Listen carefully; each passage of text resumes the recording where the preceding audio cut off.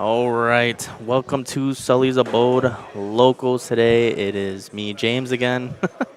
Go right into the match. Today we got Muujin and Munchkins here today. So just gotta flip flop them here in a second. So Munchkins on the right should be playing. Oh, Lim. Uh oh. One second.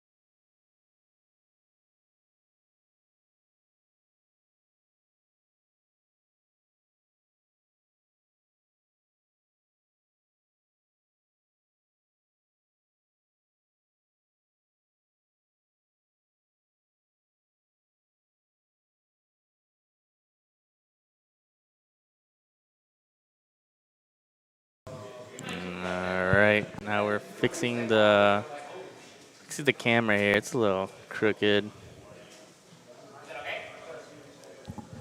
That's better. You wanna look at it? I'm not going for perfect right now. That's Yeah, that's fine. good enough. All right. Stream Oblivion remaster instead. Very funny, Cruz. Um,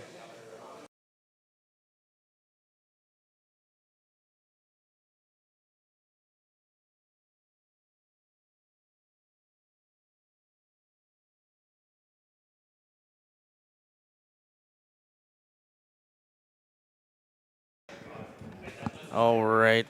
Well, while we have a couple issues with the stream, looks like we're gonna have Muujin here on the left with the Sanji start off first. No turn one play, but passes it over to Sam here. Obviously starts off with the perfect limb This start, is the one that I did hand you, right? which is gonna be that one cost limb that is able to restand any Odyssey type character.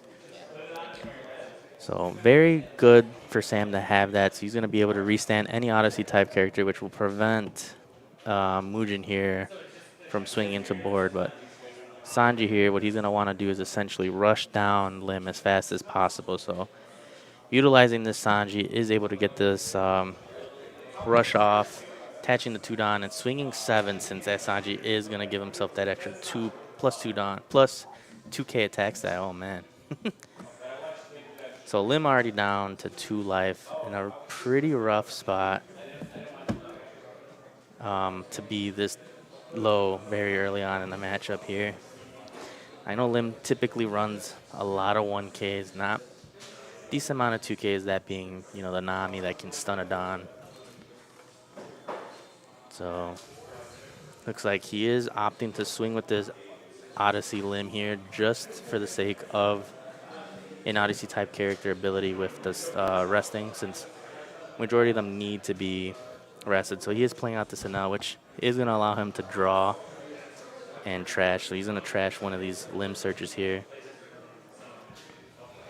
More than likely is going to try to probably restand this limb, since this NL is a 6k stat line. Unless he decides to protect the NL, but more than likely is going to be better off. Yep, there he goes, protecting that limb restander there. That's going to be the more essential card he needs. But yeah, that NL will draw 3 and trash 2 from hand. Ends up trashing 2 bricks. In this matchup, he's going to want as much counter as possible, since the Sanji here is going to want to rush as much as possible. So we do see Raise Max hitting the field, which does have rush, but he is going to use the ability right away, which is going to reduce that NL by 3k, bringing it down to 3, swinging 5, and you do see Sam protected there, but kind of risky, since now he can play another rush card, which is going to rush here, so it's going to swing for 7 here at this NL probably. Yep. Yep, there it goes. It does do that leader ability, which is going to give that Sanji rush to clear the NL body here, which Mugen is playing it out exactly how he wants to do it. Clearing Lim's bodies, not allowing him to go as wide to be able to put pressure back to the Sanji here. And now if Munchkins here decides to clear this Sanji, he will be able to at least draw a card and recuperate something in hand for Mugen. Yep, so here goes that clear for the Sanji. Does draw a card off of it, which is going to give Mugen different options for a rush. Going into, late game, he is able to just play down some big bodies and just swing at face. And for those of you that don't know, that are tuning in, we do have Munchkins, who was recently one of top 32 at this weekend's Peoria event. Ended up making it there with Lim. Got knocked by a Blackbeard, but just goes to show like how well Munchkins pilots his Lim deck. Very confident in it. And Mugen's one of the shop workers here at the Abode, but has been piloting this Sanji since the beginning of this set, pretty much upsetting all the Blackbeards that he can here. But I can't see what Munchkins had on the field, but looks like he did have that in now, which is going to allow him to draw 3 and trash 2. And I don't know what that middle card is there, but did restand it off of the Lim ability. So we do see Mugen playing out the Pell, which is going to be able to have the rush and reduce ability, if I'm not mistaken.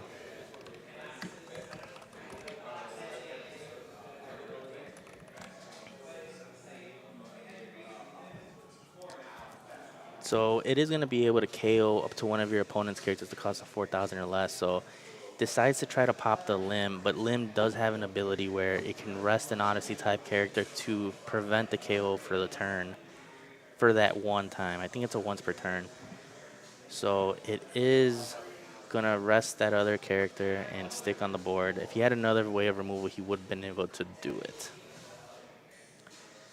But we do see he does take that life, getting him down to 1. Oh, and it looks like that is the audio that is rested in the middle there. That promo card from the event from regionals, which does have that 2K buff on that turn, is what he claimed Mugen, so. Or Jacob. Yeah, so Sam here is in a pretty rough spot. 1 life left. Is starting to build the board here and is at 10 Dawn as well. So Munchkins has to pretty much try to establish more than likely a Doflamingo for some type of protection. Oh, Sakazuki is a very good card. So is able to pop, I believe, a 6 cost or less with that Sakazuki being played out.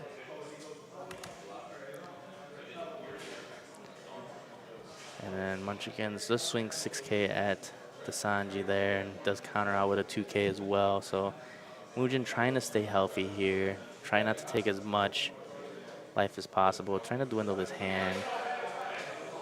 I do know Sanji sometimes does not have a lot of counter. And looks like he potentially might have had a trigger there as well, but looks like he doesn't. And there is the Doflamingo, which is exactly what Munchkins needed there. So okay, so the Audio's ability, since he does have 2 characters that are rested, he does get a 2K buff. So since the Sakazuki is rested and itself, it does see it, is going to get the 2K buff. So it is a 6K on the Sanji's turn here. And now Sam does have a blocker for this turn as well, which is exactly what he needed. He could at least potentially counter out of one of these swings, and as well as block one to kind of not lose the game this turn, unless there is an unblockable that Mugen is running, but that would require Sam to have to take that hit.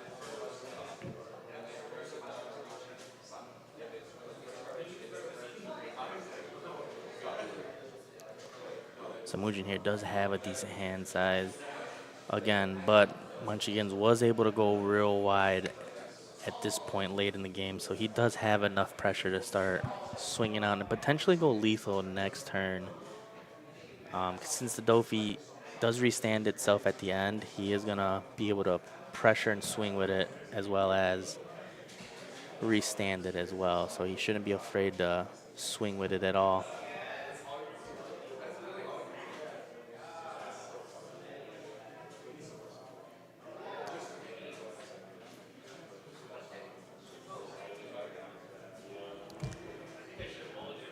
So they're talking about dragons here.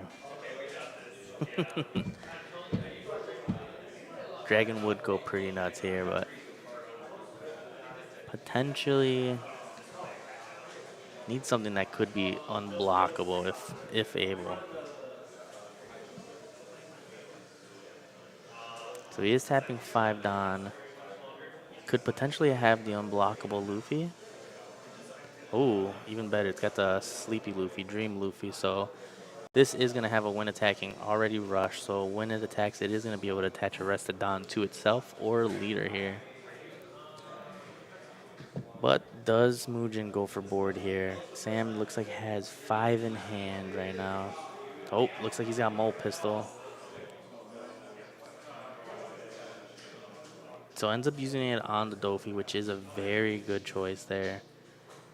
However, I believe he's only got no Don left, so he's potentially won't be able to clear a lot of these bodies. So yeah, looks like he's opting to go to leader here. So attaches the Don to his leader here. So Sam's gonna have to give up potentially a 2K if he has it, or 2 1Ks to get out of this one swing here, which looks like he might be giving up 2 cards. Oh, opts to take it. So here, Sam's gonna have to dump, 2 1s here. So Sam needs to go lethal at this point in this turn. He's got 4 potential swings. Mugen has 2 life. Not sure how many cards in hand, but he's gonna have to counter out of whatever he could here. So starting off with the Sakazuki swing. If able to, Mugen should counter out. There is no rush in Limb, especially since Hody Jones, if he does use it, will come in rested, so no point in even using it. And you do see the Bad Manners kick course, which is going to give him 3K. So it looks like he decides to take this one. So still 2 more swings on Munchkin's side to potentially go lethal. Opts to go another 7. If able to counter out here, should, because it would prevent DNL to go from going lethal. Could potentially swing with the Limb as well if he is very desperate. So it does counter out with 3 1Ks. 2 cards in hand. Is going 10 at leader. More than likely is going to hit this time. Yep. Does take it. Oh, and does have that Mihawk. Munchkins clutches the game there. Very interesting way of getting there. I forget about the Mihawk. Mihawk is obviously a very good card that can catch people off guard. And it did catch Mugen off guard there. So, very unfortunate there for Mugen there, the Sanji. It did look like he was potentially going to have lethal there if he was able to last. But, again, that just goes to show how well Munchkins knows how to pilot the deck. Holding on to that Mihawk to going lethal. Honestly, forgot about the Mihawk being a card, so was just banking on potentially seeing Lim swing big. But Mihawk was definitely, obviously, the better choice, being able to restand and get a swing in as well. So very good, very good on Sam there. Let me see. Let's read that Mihawk. So the Mihawk, if you have 2 or more rested characters, set it to 1 rested. Odyssey type character cost of 5 or less is active. So swung out with the entire board. Obviously, it is going to see itself as well as rested since it is coming into play. So it does come in and clear the board. So very good on Sam there. Yeah, definitely very, very high road cruise. Hey, dog, you got to come out to locals. You Gotta take off today. You gotta take off the Wednesdays cruise. But yeah, very, very good match there. I honestly thought Sanji was about to come back and win it there with a potential rush next turn, but Hey, just goes to show you never know. I'm not sure if Sanji runs any counter as far as like rad beams or anything else other than bad manners kick course. It being good because again, I do know Sanji do run a decent amount of bricks, so that bad manners kick course is very good to have. But potentially maybe running rad beams. I don't know. I don't.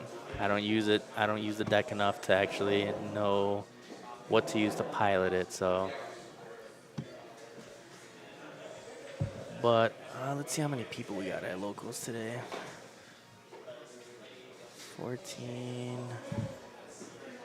So it looks like we have 28 people here today. 29 actually. So 29 people at locals today. Should not be a long locals. I know the last 2 weeks we've had 40 people at the minimum. A lot of people were trying to get a lot of practice for Peoria regionals, which I got absolutely obliterated and was not a good day for me. Yeah, I could see a lot of 1Ks in Sanji since they want to pretty much rush down the field. So I know if it has an on play, it doesn't get the rush. I know it's pretty much for anything that's not that. So, I mean, it is what it is. It was a very good game. Not sure how much time they have left, though, but looks like a lot of the players are about finishing up their round. So we will be taking a short break here while we wait for the next round. Definitely going to try messing around with the camera here to see if I can fix it up and try to make it look a little better. So we'll be right back.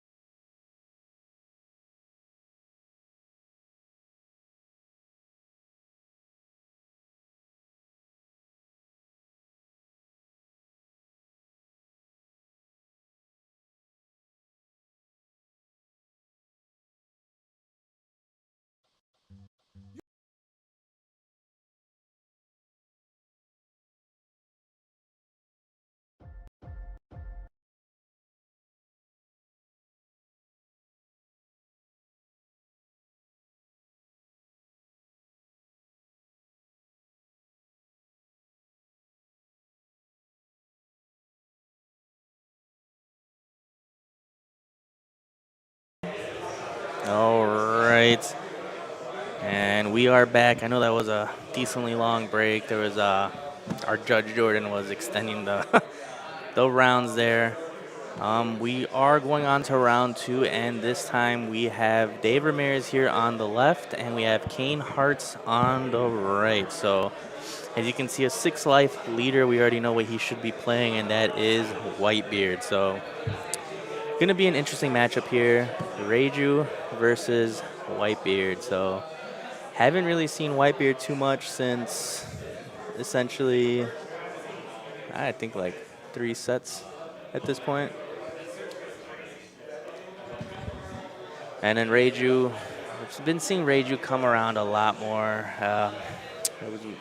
Speaking of, looks like Cruz saw every single Reiju here in the North America at Peoria. Got absolutely eviscerated from what I heard, right, Cruz? Yeah, Johnny, hey, you killed it at Peoria, man. You and Sam both did. Love you too, Johnny. But yeah, looks like we're still waiting for the shuffling up here. Kane, fairly new to the game. I know he's just started, I believe, last set. So, and Dave Ramirez here, one of the more veteran players, has been playing since, like, I believe, set 3. But very interesting to see Whitebeard in this meta. I know it was, very dominant, like I was stating earlier in previous sets, and I've seen people trying to make it work nowadays. I did see a practice game prior to this, so looks like it's still trying to do essentially the same thing what Whitebeard wanted to do previously, and that's establish rush and a big defense for late game there. Where you at, Johnny? Just like I was telling him.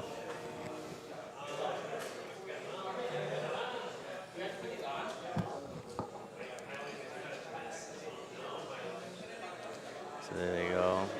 Put the headphones on. So we do, looks like Reiju is starting us off here, which is much better for Kane, since Whitebeard typically is going to take a life each turn. So, of course, going first isn't what Whitebeard's going to want to do, so is going to be good to go second here. Is also going to probably be able to do more damage. Potential search with Nami if he does have it.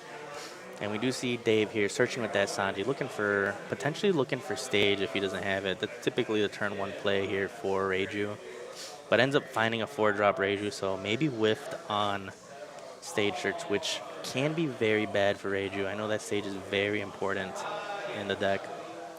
And there is the Nami search that we were talking about there. So Kane is going to look to top 5. We do see a Rad Beam, another Nami, which it can't search itself. Not sure what that middle card is. Oh, it looks like it's a Rush Ace, that 5-drop. So, yeah, Nami cannot search itself. Good thing Dave Ramirez caught that. Can grab that Tony Chopper, I believe. It's going to be a decent blocker for the deck, which is a 4+2. So it's going to be a 6K blocker on the opponents, and I believe a 2K as well. So very good pickup there by Kane. Passes, has 1 Dawn up, has to take the life, so Whitebeard is going to go down to 5 life now. So that is the trade-off of being a 6K leader back in the day, and that is losing a life each turn. And this is where, if Dave runs a pudding in the deck, is going to be very, very upsetting for Kane late game. So yeah, Dave not establishing a stage right away shows that he is missing it. So is going to opt to do a Porsche here, which if he has the EGG is going to be the absolute best thing for him here to start pressuring the Whitebeard. Is going to get a 7K swing in right away. And looks like he ended up finding that 2K Foxy off the Porsche search. And let's see what he ends up playing here. Oh, Tony Chopper. So this is going to at least let him ramp back the Dawn from the Porsche, and is going to draw off that Dawn minus since leader does see it there.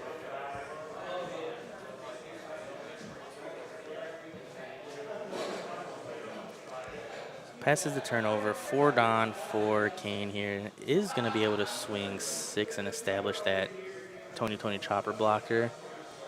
But looks like might end up playing a Sanji if he does have it, which is a good choice as well. Yep, there's that Sanji. Dave did use that blocker. He's trying to stay healthy here. Potentially might have been okay to take a swing there, maybe trying to find stage in life. I always preach to maybe, depending on the board state, obviously. We don't want to give the new gate more pressure here, but I would want to look for the stage, being Dave here.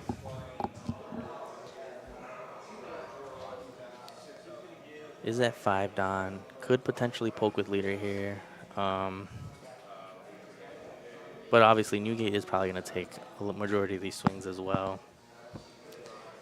And is at 8 cards in hand here in Kane's hand. We do see Gamma Knife in Dave Ramirez's hand also, which is a decent tech card to be able to remove a lot of these bigger bodies in the matchup spread.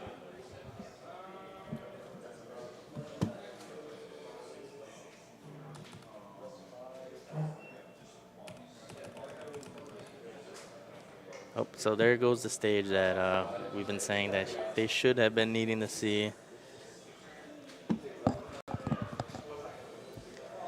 Ooh, it's a nice little feature there. Little countdown timer that was just added. So we do see the stage. Did not see what he used. Looks like he did pitch the Gamma Knife. Missed what he ended up grabbing there. But now Dave is going to be able to do exactly what he wants to do, is finding these, little ranges, they like to call them in the Reiju deck. Mainly, you're going to want to find EGG here to start being able to swing 7 at the leader. You're going to want that pressure for late game. And Reiju is a good option here because he will be able to bring out the Reiju from hand and as well draw 2 more cards off the Reiju if he is, I believe, 5 cards in hand. Which will be, since it is coming from hand. So, yep, is at 4. Does draw 2, bringing him back up to 6. And does start poking here. 6K with leader swing. Ends up giving him a 1K chopper, which is a very interesting card. Which looks like it's just a vanilla 4/6 with a 1K.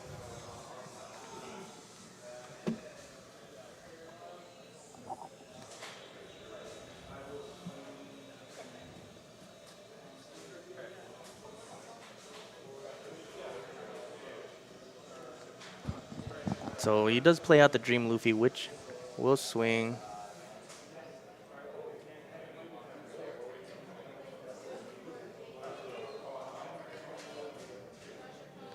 Oof. Just had Lo-Fi playing my ear out of nowhere. Does attach the Don to leader, which is going to allow him to swing for 7 here. And it's starting to put pressure on Dave here. So Dave did counter out of that Dream Luffy swing with the 2K Foxy. And finally takes his first life here. And he's putting all the pressure on, swinging 7 with the Sanji as well, which does have the 3K buff on Kane's turn, but next turn will just be back to the 3K. But on KO, will be able to draw a card, so we'll see if Dave wants to swing into this Sanji here that is now rested.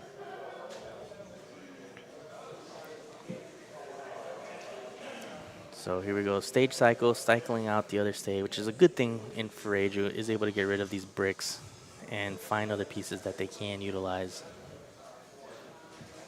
And looks like ends up finding, I believe, Kami or something like that. It is a 1 cost and will turn into a blocker when you are at less Dawn than your opponent. So it does use Gamma Knife to be able to swing into this Luffy, reducing it down to a 1K, using his Searcher Sanji there to be able to remove it. Very good tech card. Again, as I was stating, are starting to see a lot of these Gamma Knives, specifically for the green matchup as far as like use this Captain Kid to be able to remove it.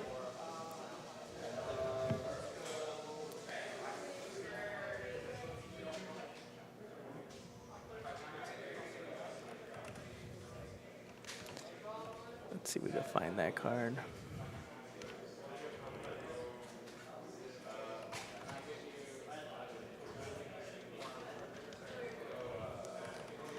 So it does clear that Sanji there, which is going to allow him to get a draw off. Trying to look for this card. And now we do see Dave starting to pressure life here, poking for 6s, which is typically what you want to do against Whitebeard, put the pressure on, poke, dwindle the hand size, because late game is when Whitebeard is just going to be able to counter out of a lot of stuff. I have seen Whitebeard counter out of a 22k swing before, so you never know what to expect from a new gate. But we do see here comes the poking, and again, Dave is in a pretty healthy spot here. He's countering out of all these swings that Kane has been swinging at him. Kane here debating whether he wants to counter out, and does give him the 2K Otama.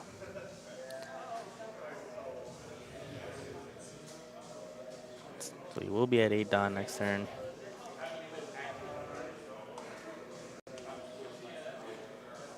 Yeah, so that card is a 1 cost. Don't know the name of it currently, but when his opponent is 2 or more Dawn more than Dave is, that card does turn into a blocker. So essentially being a chump blocker, and he is able to get down to that Dawn since Reiju does Dawn minus a lot. So he does have a free chump block this turn, and playing it very well here because he has pretty much been blocking out of any of these big swings that the new gate wants to do.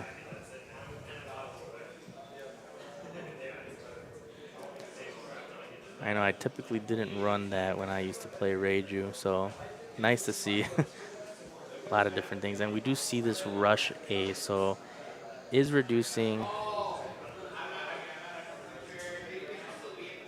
So did not.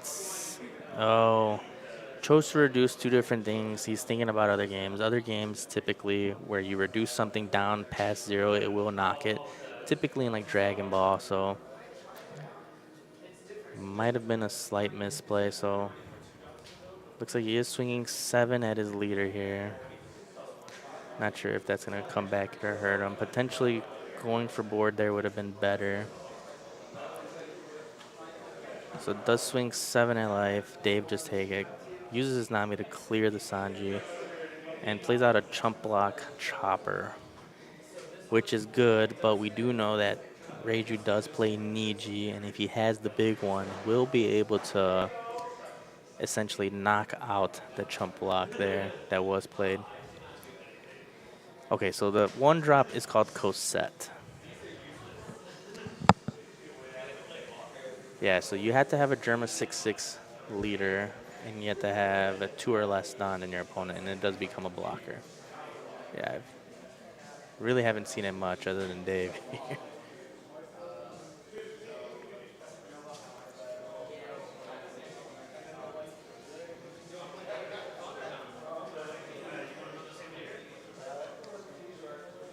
So it looks like Dave here debating on what he wants to grab off this stage search. If he can find an Ichiji, would be pretty good here to being able to, there it goes.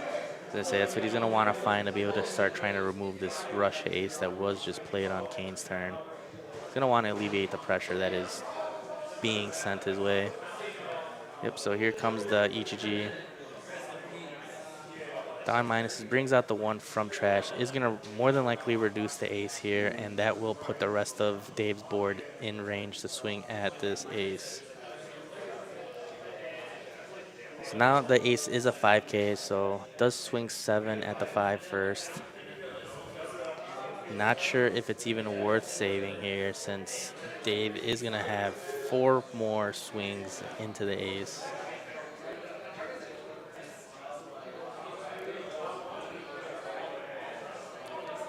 Yeah, this is a pretty rough spot here. That rush ace play last turn should have at least attempted to get rid of one of these 5K bodies that Dave does have. So we do see King counters out of that swing, protecting it with 3K from hand. And does swing another 5K into it, so potentially just letting go of the ace would have been the better option there, so you would have been able to hold on to that counter for later in the game.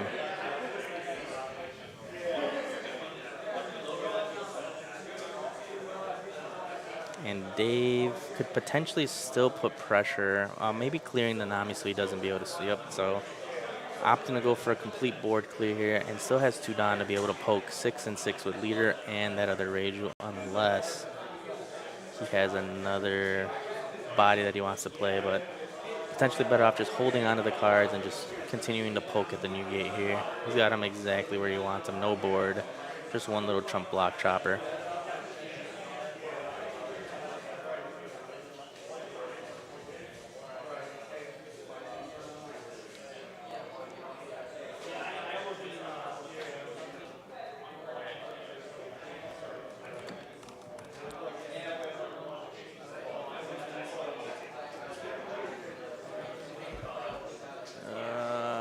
Missed what he did. Oh, so looks like he established the 2020 chopper, ramping a rest of Don back, so it is currently at 8 Don.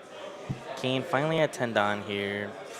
Again, in a pretty rough spot. Nothing has pretty much stuck on the field. David's done a pretty good job with removing, using the Gamma Knife on that Dream Luffy, and then that Ichiji on the Rush Ace. So potentially might have a Rush Dragon. Looks like he's got 2 Don to separate. I do know he has the Rad Beams in hand. More than likely going to want to keep those Rad Beams up. 2 Don attached to leader and potentially just swing 8 and 9. I would focus on board at this point. Next turn, if he decides to not go for it and essentially go to face, is going to be in a pretty bad spot here. So he's going to have to start trying to remove some of this field here.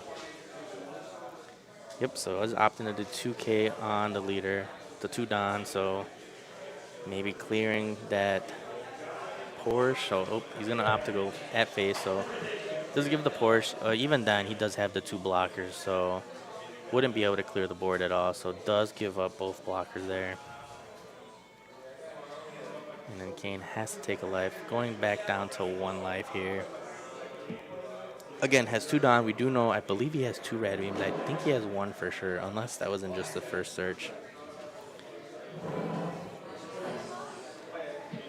Does have the chump block as well, so if Dave has the Niji here, could potentially just clear the block or go for face. It's going to come down to this turn here. Not sure how many Dave has in hand. Maybe Kane could potentially go lethal on the 3 Don. Very rough spot, to be honest, here.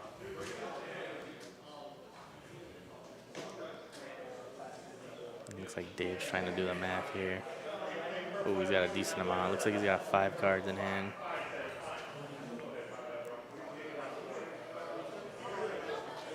Going 7 to leader. He does have that 2K Sanji blocker there. Oh, Kane decides to take the life here. This could potentially be all on. Oops, decides to split it. 7K at leader. Does have a 2K. We do see the Rad Beam there. So 2K.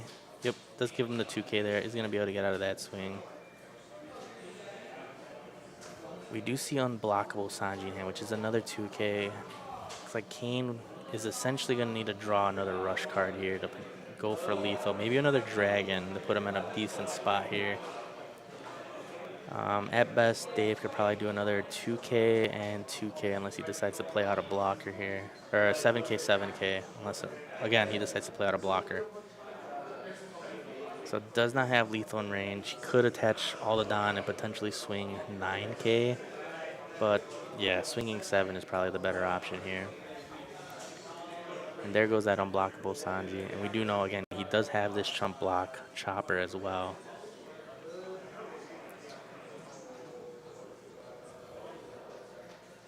Yeah. 1 Don left. Does he play out another Cosette?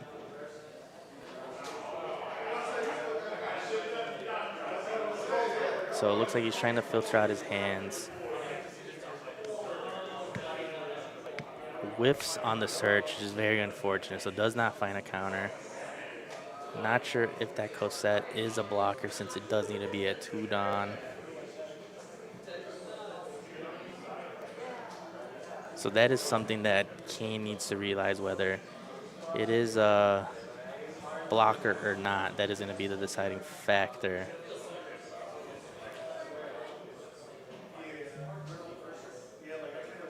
Which more than likely is. Looks like he attached 2 Don, 2 Don, it's 4, 5 on leader, 6 on the Cosette, so it should be 4 Don under. So Kane is opting to pressure 9 the leader. And again, this is where it's a little rough since, again, does not have, well, he does have that rush ace there, but potentially going for board might have been a little better here. And here comes the poking, so it does counter out for 6 with the Black Maria.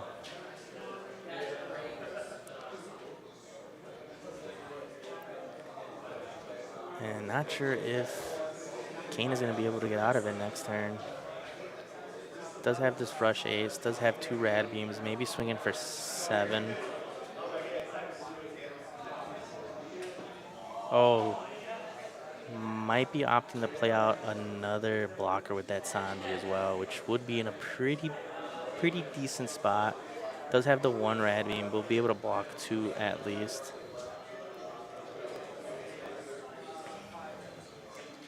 So 3 cards in hand. He does have Dave Ramirez in a better spot where he would like to have him. Yeah. Oh, he does have Bad Manners Kick Course as well, so that is going to be a 3K counter. So essentially is going to have 7K in counter, again with 2 blockers as well, and being at a 6K stat line. This is all going to come down essentially to however Dave is going to be able to swing out here. If Dave is able to find an Ichiji rush card, it's pretty much going to guarantee the game. I'm not sure why he moved that Ichiji into his Don set there. Trying to sneak out a rush, who knows? So might end up doing a stage search here if he does not have the Ichiji, which, oh, there he goes, judge search there. Finds a Reiju. Probably going to try to dig deep for a 4-drop Ichiji, but if he's going to have to play out that 2-drop, it's going to take 2 down away from a potential swing. So maybe Kane can get out of it. Again, just all comes down to how Dave swings out here. Is starting out with a 6K swing. Does chump block? Ooh, interesting. Does swing 7 at leader.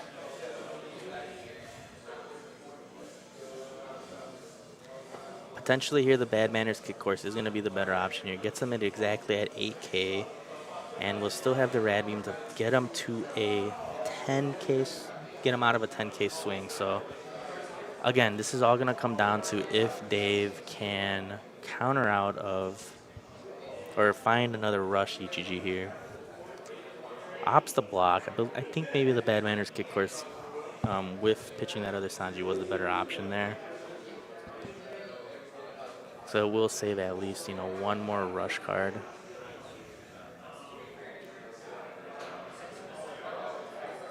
Yeah, and then looks like he's going to swing big with this Ichiji here. Yeah, Bad Manners Kick Course was going to be the better option there. Because now if he decides to attach all the Don and swing big with the Ichiji here, he's going to be able to counter out of that, but not the 6K poke with leader. Unless, ooh, that is going to get there as well, 14K. 1 Don. There he goes, 13. Dave Ramirez takes the W right there. So again, could have been played out a little differently there. Again, I think the better option there would have been to Bad Manners Kick Course, pitching that Sanji out of the 7K swing, which would have left him with the 1 Don 4 rad beam and the blocker Ichiji. So then that would have forced Dave to potentially not even attempt to go lethal.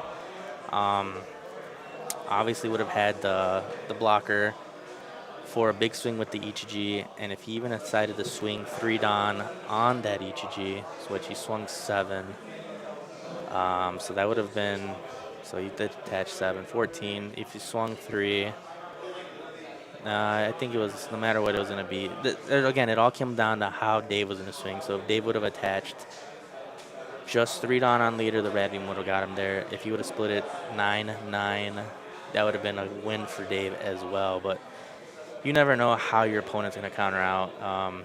So it just depends on trying to optimize them to try to swing out at that board. So definitely the bad manners kick course would have definitely changed Dave Ramirez's mind on trying to go lethal there, and probably would have gave Kane a chance the next turn again, all coming down to how he would have countered out or attacked on the next two swings, which he would have had the blocker chopper and a rad beam. So all he needed was at least one more card to kind of get around it. Not having to pitch the 2K for bad manners kick course is unfortunate, but I mean, that's the name of the game right there. Dave played it to a T, obviously poking 6K and dwindling the hand throughout the entire game, going wide. And that's the thing you have to do against Newgate. That's what was done previously. Obviously, Red Green Law was a big factor against the Newgate, was going wide at the little bodies, establishing the blocker laws, rush Zoros, poking, restand law, poke again. But yeah, very good game on both players there. That is the end. Well, that is round 2 for stream. I know there are still a couple people out there still playing. Let's see. We got 1, 2, 3, 4. So we have 4 more matches still that we are waiting on before we go to round 3. So again, shouldn't be that long of a local. There's like 29 people last I checked on Bondi here. Oh, 15. So there's 30 people here. So still right there. So 30 people. We're looking like 4 rounds, maybe 5. I know it's going to come down to down pairs today, so we will see. But we will be going on a slight break here. We'll be coming right back while we wait for these last 4 rounds to finish. BRB.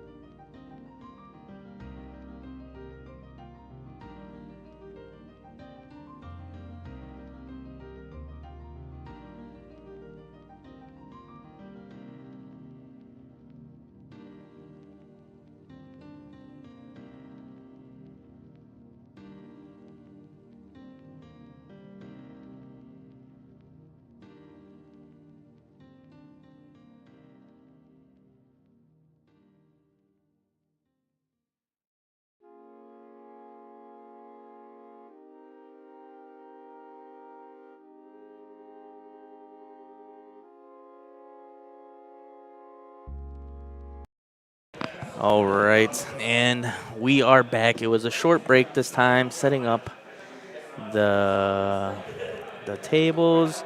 We do have Demise here. He's gonna be on Shanks, and we have Teddy, who is on Ploofy. So gonna be an interesting matchup here. I know it could come down either way, depending on how fast Ploofy can rush the board here.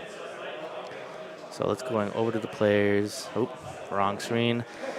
We got Demise on the left and Teddy on the right.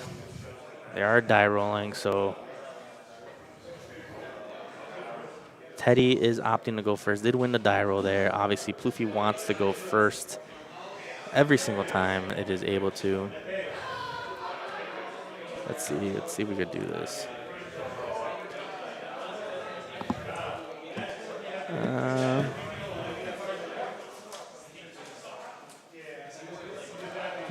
So let's see. There we go. There is our timer. Figured out how to do a timer now. So start of the round, 35 minutes. Obviously, that is 5 minutes of overtime, 30 minutes for their game.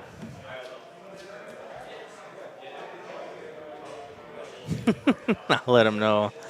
I'll let him know after the match, Johnny. Remind him about his Bonnie loss at regionals. So we do have Demise here, opting to do a Nami search here, which is probably looking for a Dream Luffy here. I know that is usually the first turn plays for this Shanks build.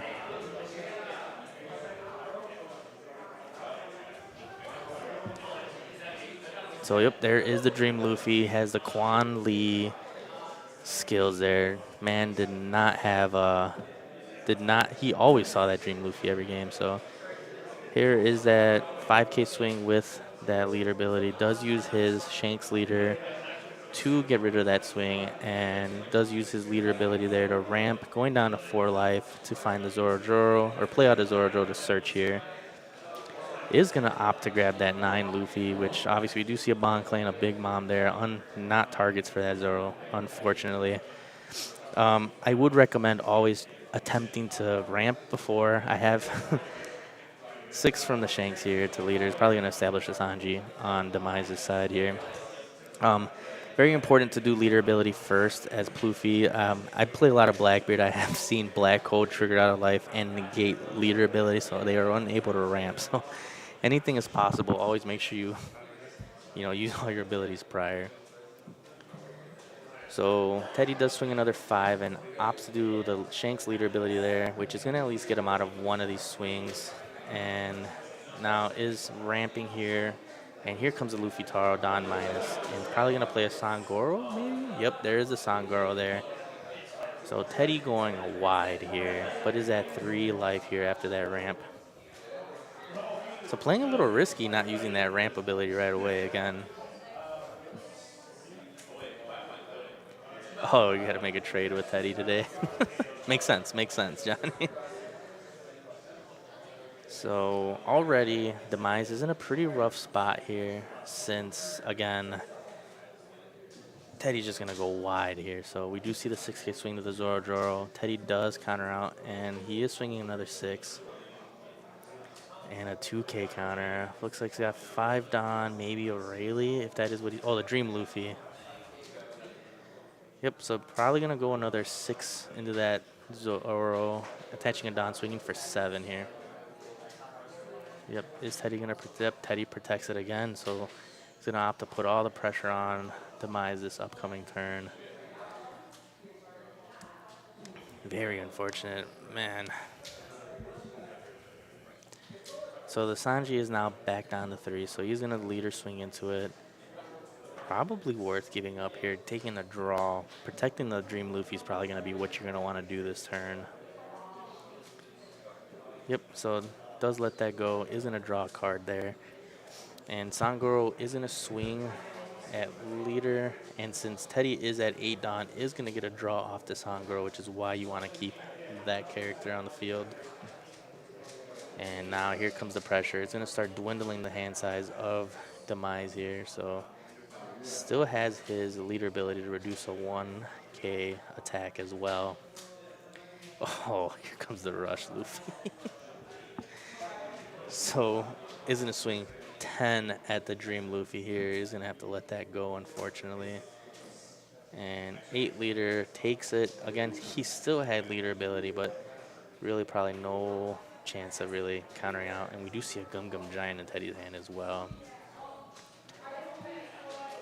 So finally at 8 Dawn here for Demise. Could potentially play out a Rayleigh and clearing at best 1 body for sure. With the hand size that Teddy has, he's going to probably be able to get out of a 5 to 4K swing if he attempts to swing at the Zoro here. Sangoro is going to be what you want to get rid of if able to, since it is going to continuously allow Teddy to draw here.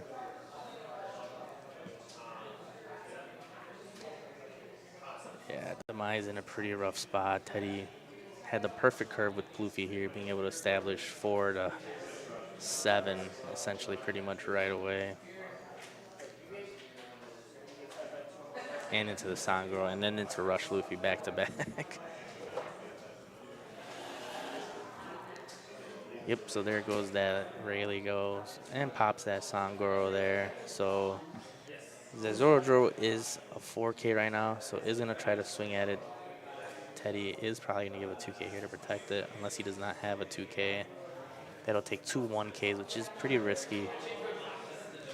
Also on the next upcoming turn, that Zoro is just going to stay at a 4K stat line as well. And there goes that 2K. So unfortunate. Again, this Zoro is going to stay at 4K, so potentially might not be able to swing here depending on what Teddy plays out.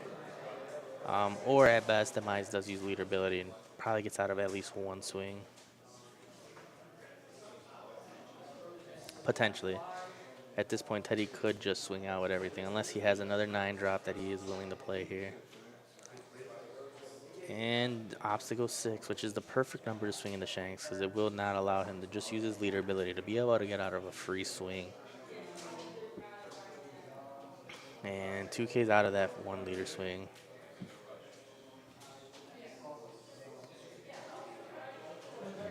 Maybe he's got another Rayleigh potential next turn. At least he's got another Rush Shanks as well. So does use leader ability to get out of that free leader swing. Swings 8, maybe a Red Hawk trigger right here. Can use it on that other Rush Luffy. Oh, nothing. Maybe a Bad Manners kick course as well.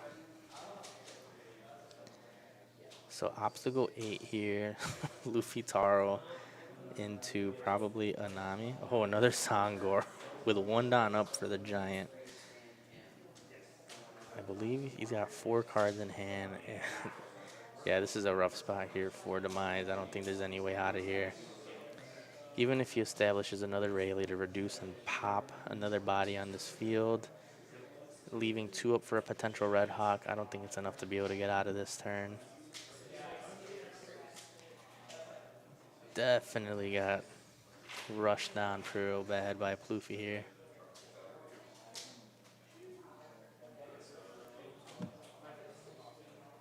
So yeah, again, Demise at 10 down. Not sure what he has in his hand. Typical 10 drop would be the way to go for a Shanks player, but with the board state that Teddy has, playing a 10 drop is pretty much signifying a loss on the next turn. Potential Rayleigh reducing, popping a body, potentially trying to swing into the other to try to clear, but again, 1 down up is going to signify that he does have a Gum Gum Giant. Could be bluffing it, but we do know he does have it. But again, obviously, Demise doesn't know that. He's obviously going to think that he does have it. So, looks like he might be deciding what to do here. He's separated 3 Dawn.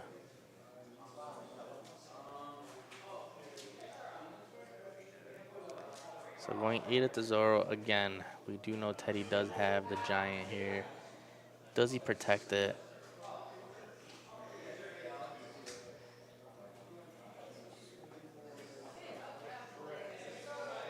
If Demise is going to do... Oh, he might actually do a Ben Beckman play as well if he does have 7 Dawn separated. Looks like he's debating on giving him 2 counter cards as well. We do see Usahachi, Gum Gum Giant. 9 cards in hand from Demise is absolutely crazy. So it gives him a 2K and a 1K, leaving him with 2 cards in hand. We do know it is a giant and looks like another Rush Luffy. So, oh, we do got another Dream Luffy here. He's gonna opt to swing 7 at life. Teddy probably just takes this unless, more than likely, he potentially has lead. Again, it just comes down to what Demise has in hand. 4 Dawn up, potentially double Red Hawk, so that could be 8K and counter with just the 2 events. Really rough spot here. There's 5, 6 things that can swing at him from Teddy's side here, and all 6K and above in attack stats. So all comes down to how Teddy is going to swing here. And we do see the 8K from the Luffy Taro here. It is going to be a Red Hawk counter out. Yep, so it gets out of the first swing here. And we do know he does have another Rush Luffy in hand as well, so can get in 7 swings this turn. Here goes another 8K. Yep, and there's another Red Hawk. Gets out of 2 swings now. Does he have a Red Hawk trigger? Buys him 1 more turn. That'd be absolutely crazy. So down to, looks like 4 more swings. Again, a potential 5th if Teddy decides to go with that Rush Luffy in hand, which is more than likely the most optimal thing to do. Could decide to attach down and swing big with the rest of the board. Sangoro can swing and give him another card, which will give him more options here as well. And 10K leader, and this is going to be the factor here. Does Demise counter out from hand and give Teddy better numbers essentially with swinging?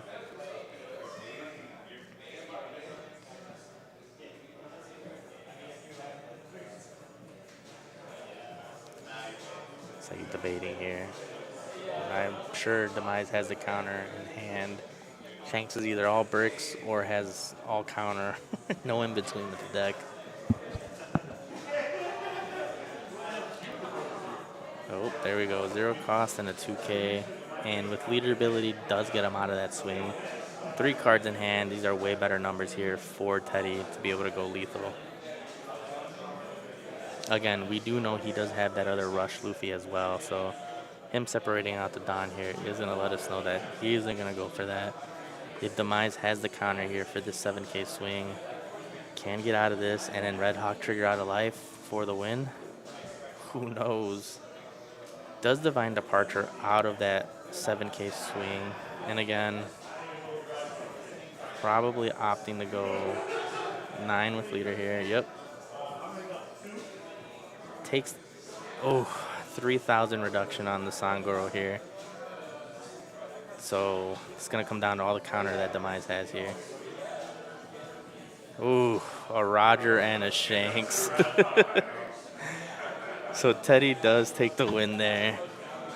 If that last life was a Red Hawk, that was definitely going to be in Demise's win there. So very good match there. Bad Manners Kick Course is another trigger which will give minus 3K to one of your opponents. I believe character or, well, it's going to be character, and I believe leader is an option as well. So made that Sound Girl go down all the way to a 3K, attach the last 5 down, bring it only to an 8 instead of an 11K swing. So if that was a Red Hawk, that would have pretty much been game for Teddy there. He would have probably left, obviously, a Don up, 5 Don up for potential Gum Gum, and would have had the bank on continuously just drawing into it. But very good game there. Teddy just had all the pressure there to be able to put all the pressure. Luffy Taro, Sangoro, and then following up with the Rush Luffy, and then the next turn another Luffy Taro to Sangoro again. So game could have went either way. Again, came down to what would have came out of life. Shanks has turned into a yellow deck relying on that Red Hawk out of life.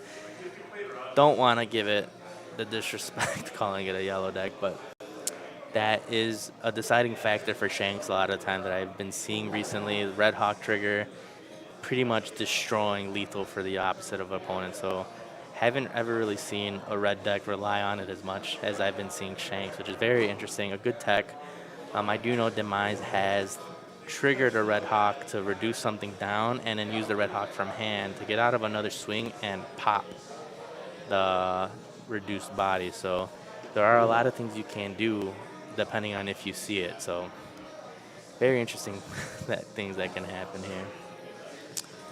But let's see how many people are still in a match right now. Oh, we got a lot. Of course, this was a a pretty quick match. Luffy Taro did just flood the board. So we will be going on a break here. We still have 20 minutes left for the rest of the players here. 15 minutes of their regular round and 5 minutes of overtime. So we will be right back.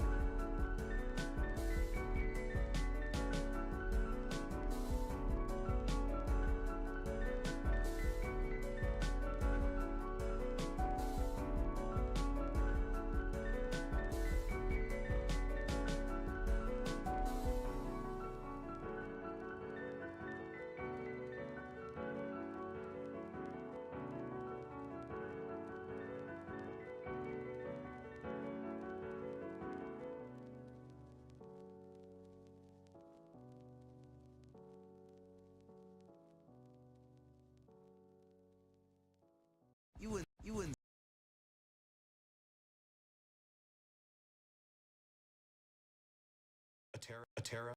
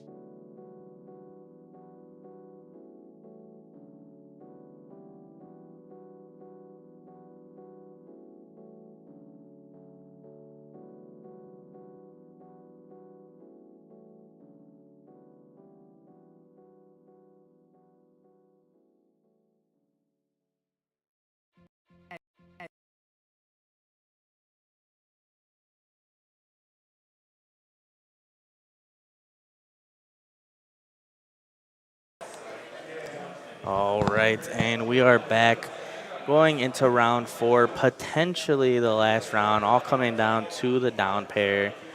So we do have one down paired person. If they do lose this round, it will be the end of the day here. So going over to the players, we do have Teddy back on stream on the right side, facing DJ Arctic Pirate here. Oh, is going to be one of our Blackbeard players here at the shop. Teddy wins the dice roll here and is going to choose to go first, which is what they want to do against Teach here. So let's see. So we do got the shuffle going on here. I gotta set up all the timers again. We'll go ahead and start the timer here. They do got 35 minutes here at the top table. Typically in this matchup, me being a Blackbeard player, I would always want to go first. I do not want to give Plouffe their curve since they want to go first into, you know, their 4-drop and then from their 4-drop onto their 7. So do not want to give them that curve. It also gives me time to set up my removal, whether, not sure if Arctic here is running the Laboons or not, but at least being able to establish a dot Q, which will be able to remove the 4-drop if you find the Augur, and if you chain another Augur, will be helping you remove the Luffy Taro in the next turn. Just comes down to your curve there, though. So both players decide to keep their hand. We did see My Era Begins in Arctic's hand there, so is going to have a first turn search. And again, depending on how Teddy's been swinging out, if Arctic decides to take the first swing and Teddy does not use his leader ability, could potentially trigger out a black hole from life and negate his ramp ability. So there we go. My Era Begins here, and we are going to see 3 cards. You do see Liberation, Kuzan, and Shiryu. Ends up grabbing the Shiryu over the Kuzan. Very interesting. Could have used the Kuzan to bring it back, and we do see Stage now. Is going to dig another 3 cards deeper here. Potentially trashes the Shiryu here. Oh, ends up trashing Lafitte. Very interesting. And we do see the Van Augur there. We do see Devon as well, which is typically a one of in a lot of these Blackbeard decks. And is going to pass turn. So now Teddy is going on to his 3-down turn, potentially 4. Opts to swing 5 with leader. Again, could potentially trigger out a black hole and completely turn Teddy's game sideways here. No trigger. So here goes the leader effect here. Again, could have all went sideways there, as I have seen in the past. Would have been very funny to see on stream. Does establish a Bond Clay, which is very good in this matchup since, you know, DJ is going to potentially try to build up Burgess throughout the game. Bond Clay will be able to take the attack set of that Burgess and put pressure onto the Teach here. But also, not only that, Teddy does get that free ramp as well. So next turn, we'll be able to play Luffy Taro right away. So no matter what, DJ is going to have to pitch this turn for his leader ability here and start essentially losing hand size right away. So we do see that Van Augur, and there's Black Hole. Is going to be able to use that to remove this Bond Clay. Not sure if that's going to be what he wants to do here.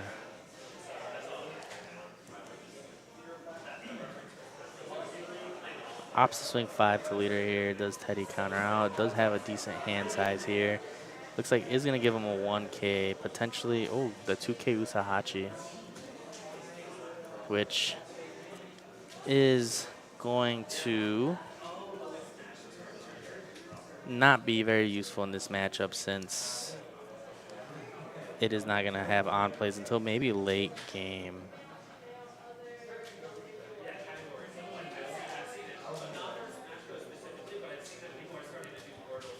So Burgess just hit the field.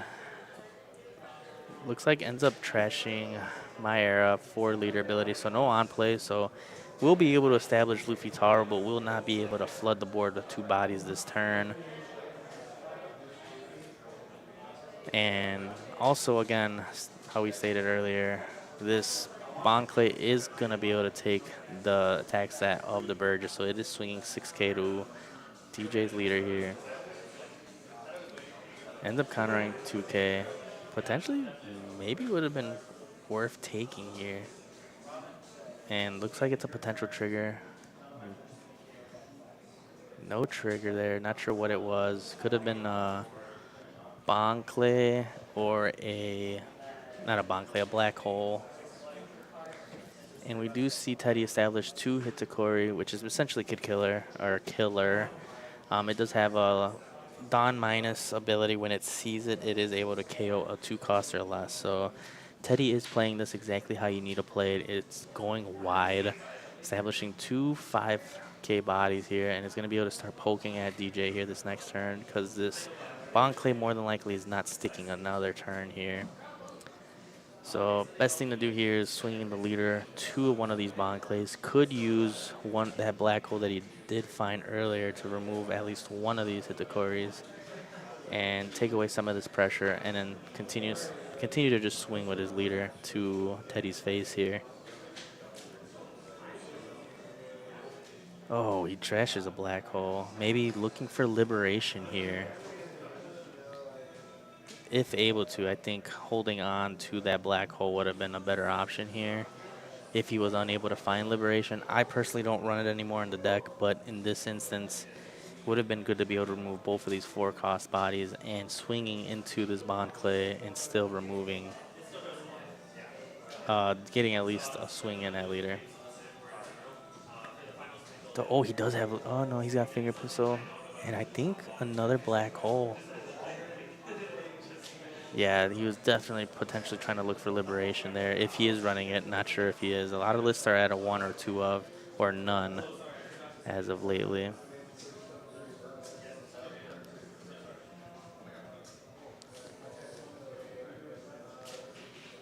So if he does not have liberation, definitely probably going to finger pistol.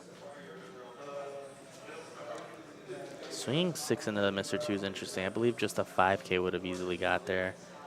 And could have used that Dawn for anything else if he does have it. Swings 8 to Ploofy there, and I believe just has 4 Dawn left for at least clearing one of these bodies. Yep. So just black hole one of these Hitakoris.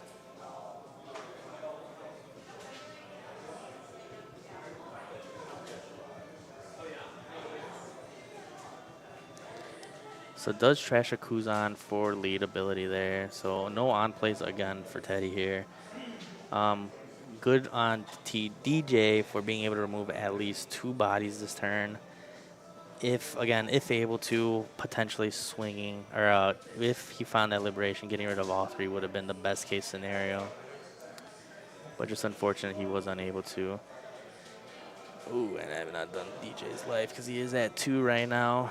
But we do see he does have, looks like he's tapping 9 Dawn, potentially going to play out a, oh, it looks like 8. Another 2. Oh, 9. Plays out the Sangoro and Onami, so going to try to protect that Hitakori there. We do know DJ has finger pistol in hand, so he does have the answer to the Sangoro, which you're going to want to remove this turn if able to. Not sure how he's going to try to swing at the Hitakori here. We also know he does have 1 Dawn on Teddy's side for the Gum Gum Giant, so potentially attempting to swing at the Hitakori and baiting out that Giant. No, the Giant's going to save it since Burgess is only a 7K right now. So maybe 2 swings in at the 5K body. Yep, so there goes the 5. First 5K. Potentially, I was going to say maybe the Bon Clay and save the 2K. 4 cards in hand, 2 of them being Giants, and another Bon Clay, and I think that's the Rush Luffy there. So it does trash Burgess here, bumping his up to giving him that extra 1K, leaving him at 8. We do see Stronger there, which is a 2K, which is probably what he's going to opt to grab here to potentially counter out next turn.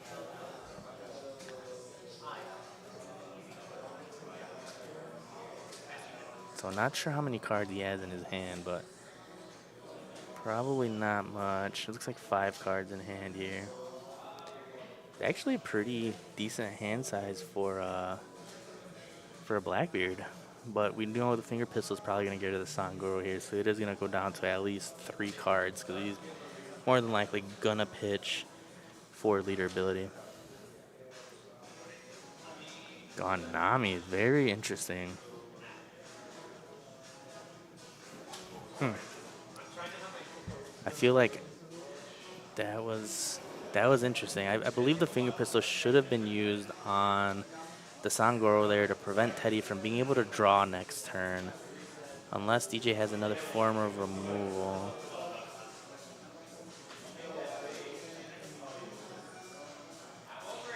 So Burgess is, I believe, now a 9K. So Teddy is going to opt to protect it. Pitching, did he pitch his other giant? Draws another 2 cards and only has, looks like a kid there to use it. Interesting, pitching 2 giants. I've seen him hold on to giants, is typically what I figured Luffy wants to do here. Oh, had another finger pistol. I could see why the man did it the way he did. Just gotta believe in him, I guess. Did not see that finger pistol. Only has 2 cards in hand. If he was able to clear that Kamazo, he would have been in a very, very good spot here. Well, at that point, maybe just using the finger pistols on both of the 5Ks would have been the better option, and forcing Teddy to have to use that Nami to swing, or using it as a block this turn would have been a little bit better. Because then at this point, if DJ does have a 10 drop, could use it to stun whatever body Teddy decides to play out, and has at least a blocker. So yep, looks like he's tapping 9 to play out this Luffy. Oh, no. Kid and Bond Clay. So if he has a 10 drop, he is going to want to stun and nullify the Bond Clay so that he will not copy any of his board here. But it is a rough spot. Again, leaving this Hitakori Kamazo is rough because it is going to allow him to poke for 5 this upcoming turn if he really wanted to. And Teddy does have 1 Don up for another Gum Gum Giant. So trashing the Kuzan, looking for a card here. I'm not sure if he's digging for 10 drop here. But 10 essentially needs to find a 10 drop and still needs to pitch because you don't know if Teddy is going to play out a 9 mom to get rid of the Burgess off the field, or a potential rush Luffy to get in a rush swing. And both are on play abilities, so it's pretty much essential for you to nullify all the Luffy abilities from this point on.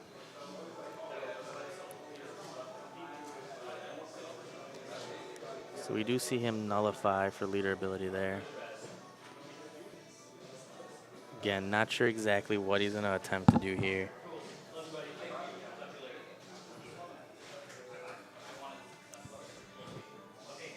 So he's thinking about it, whether to drop 10 drop or not. I think 10 drop, no matter what, is the better option here.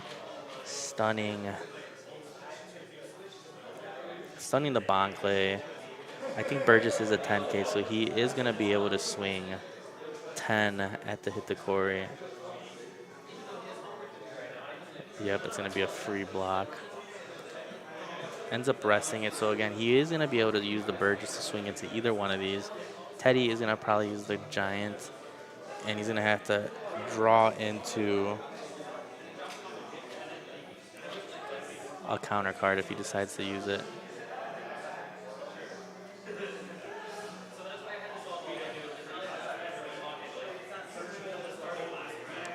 So does the 10K hit the core, which is probably the better option here because it is going to force him to have to at least give out a 1K here, no matter what. Or a 2K at the minimum, and no counter. So very unfortunate there. And again, he is going to have to bank on 10 drop here. Stunning the Bond Clay. Stunning the Bond Clay is going to be the right option here. if he does not choose, if he chooses Kid, yep, he does choose a Bonkley. Doesn't say if he opts to not choose the Bonkley, it will be able to swing for 12K now that the Teach is on board.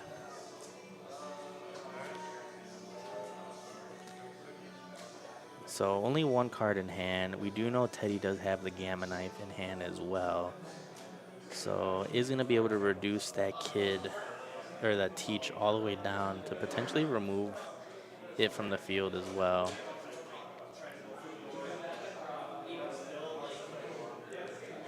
So we do see the Gamma Knife happen. So it is reducing it down to a 7K right now. And the Kid does ramp one of the Dawn back, which is very good. So the requirements for the Gamma Knife is a -1 Dawn as well. So it is just going to gain it right back as an active Dawn. So essentially only costing 1 to even use the card.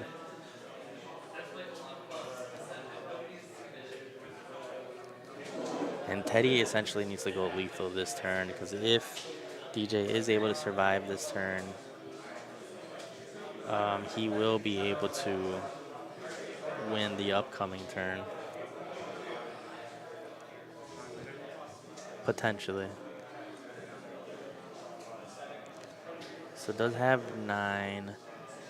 Don could, looks like he's swinging 10 to leader. DJ is going to have to take it unless he gives him the Teach. I'd say potentially taking this and banking on drawing a 2K off life and forcing Teddy to swing 10. Oh, it looks like 9, so he just needs at least a 2K and a 1K using his Teach. Does he have the counter?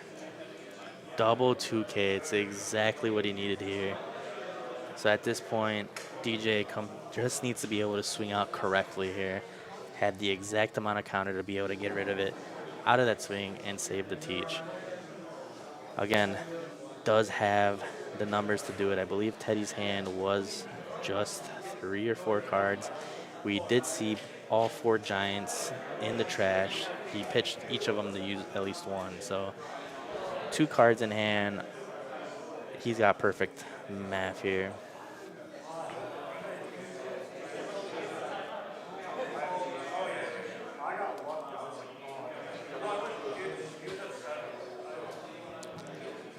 So they're doing the math here right now, but essentially DJ Pirate here needs to swing 9. Again, at this point, we know Teddy has no Gungam Giant since he had to pitch each one of the other ones to use the other one.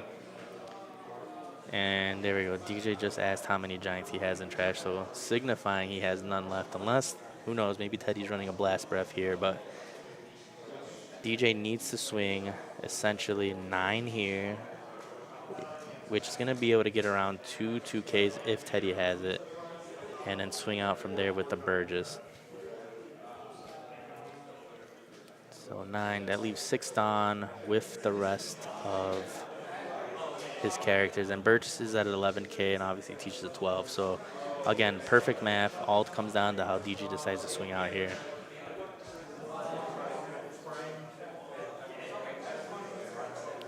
Yep, and there goes 9 with leader. He's gonna probably swing potential. Probably gonna go 12, 13 with Burgess attaching 2 Dawn there, and then the rest on Teach for the win here. Nope, 14 Burgess and 15 with the Teach, and that is game. So did not update the life there, but played it out to a T. Very unfortunate there for Teddy. DJ drawing exactly what he needed to draw there. Teddy essentially needed some type of counter out or blocker to be able to get out of that game. Swinging with the Kid was a little risky, since if he would have swung with that, if he didn't swing with the Kid, he would have at least had a blocker to be able to use to get out of one of the swings. He attempted to just go full on lethal. Gamma knifing on that 10 drop was good. It just came down to, yes, lucky 2K being able to remove it. I think on the clapback, oh, he was sitting at 2 life as well, so he was sitting pretty good to not even use the Teach. I guess he was just banking on being able to remove the Teach that turn. So Very unfortunate there. Maybe swinging a little bit less with the first initial swing, since we did know DJ only had that one card in hand. All he had to do was at least swing a potential 7 or 8, because if that, he would have at least blocked it to teach and then would have allowed Teddy to swing into the teach and clear it, leaving him at 1 life and still put more pressure on the next turn. That's really only the other options he probably had that round.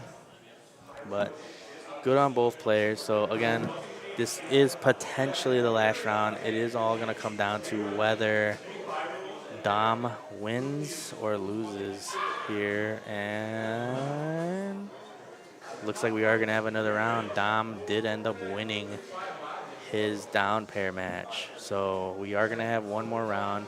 I believe Dom is another Plouffe, unless he's on Zoro. It all just comes down to what he's running today.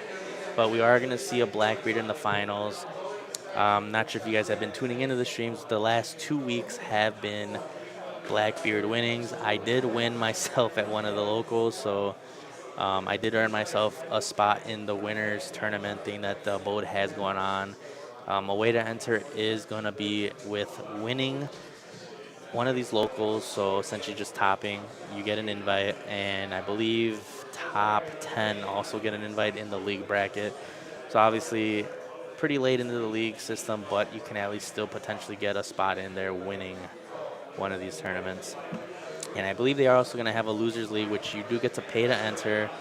And I believe the top 13 or 12, I don't know the exact numbers, will be able to get into the Winners League as well. So there are ways to be able to get in there. If you guys like high-level competitive events, these are going to be the ones to do. Good prizing. I believe it's going to end up earning into like maybe a potential winner card. I'm not exactly sure what they're doing yet, but there is something to look forward to down the road. And maybe I get to play in that since I did earn my invite. But yeah, we will be taking a short break here while we wait for the rest of the players to go. 13 minutes left in the round, and again, 5 minutes of those are overtime. So really, just about 8 minutes left in the round, and then overtime procedures will start. So we'll be right back.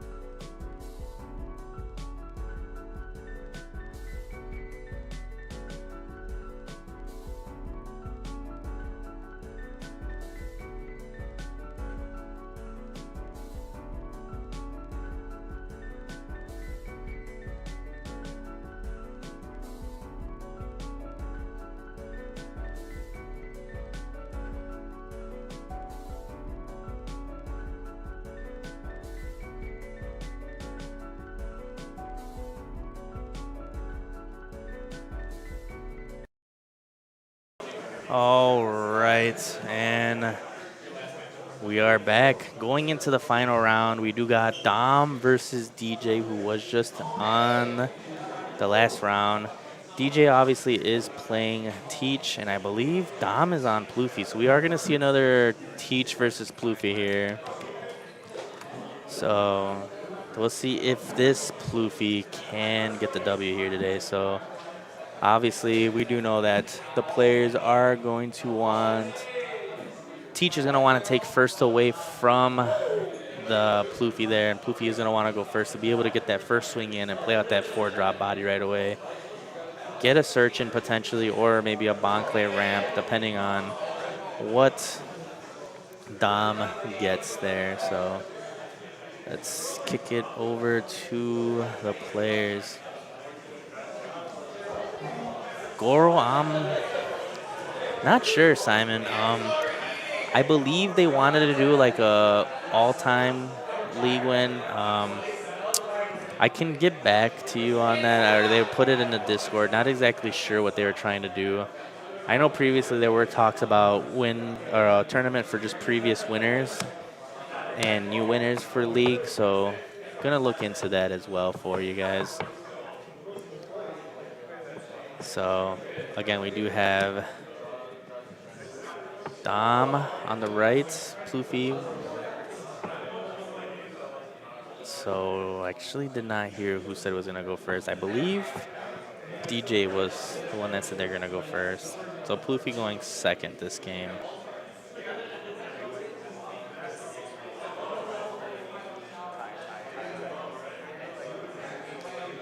All right.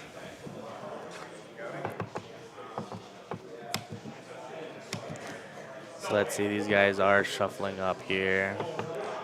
Obviously, again, perfect hand for Ploofy here is going to probably be multiple 4-drops. You know, Zoro to get a search off, maybe a Bonclay for a ramp. Not exactly sure. Obviously, they're going to want their Giants for late game protection, as we did see last game with Teddy there. Did get to talk to him after, potentially swinging that 7K, forcing the block, or at least that 2K, and being able to remove the Teach with a bottom and extra turn. So just unfortunate that DJ was able to find that last 2K he needed to be able to get out of that swing. So very unfortunate, but it is what it is. Brings us to this final match here. Could have been a Ploofy mirror match. So looking at DJ's hand, is going to choose to mulligan. Did not see any type of removal. I did not see a Doc Q, and I did not see finger pistol or black hole for removal there, which is what they're going to want there. Obviously, you do get, you know, stronger for -2 can bring a 5 down in range for finger pistol, or, you know, a 6 in range for a black hole. So looks like Dom is debating still on whether he wants to keep it. I do see an Usahachi and a couple 4-drops, and he is also choosing the mulligan here. So we're gonna 35 minutes. So we are starting the timer on the regular games here. And we will just start the timer here for this last game here.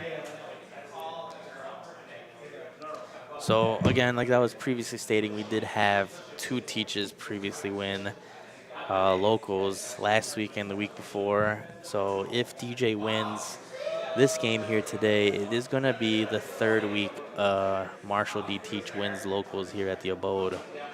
So very interested to see how this plays out here. Can the reign of Teach be ended here? And it all comes down to Dom. And again, both players have a chance to be entered into this final tournament for the Abode here.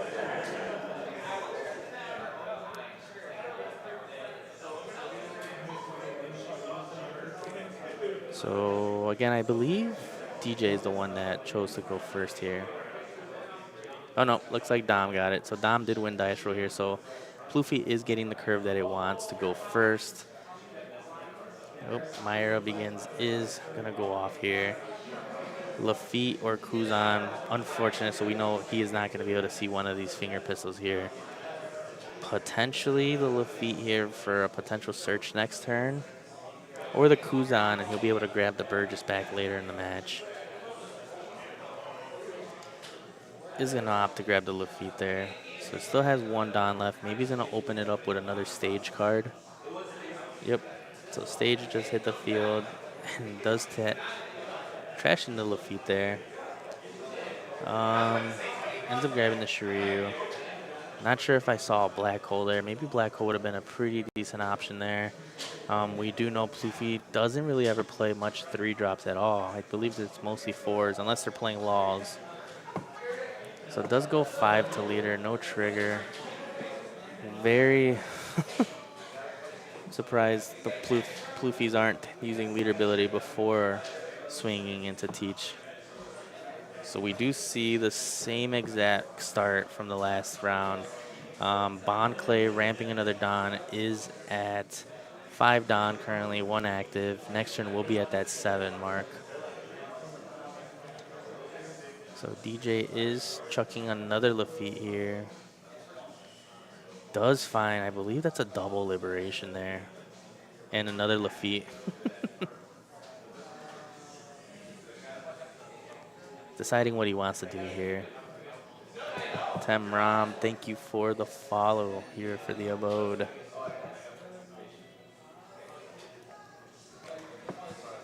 Yeah, potentially grabbing this liberation. Dom is going to be able to go wide this upcoming turn, maybe playing out 2 4-drops. Last round, DJ was looking for liberation, so this time being able to find it is very good for him.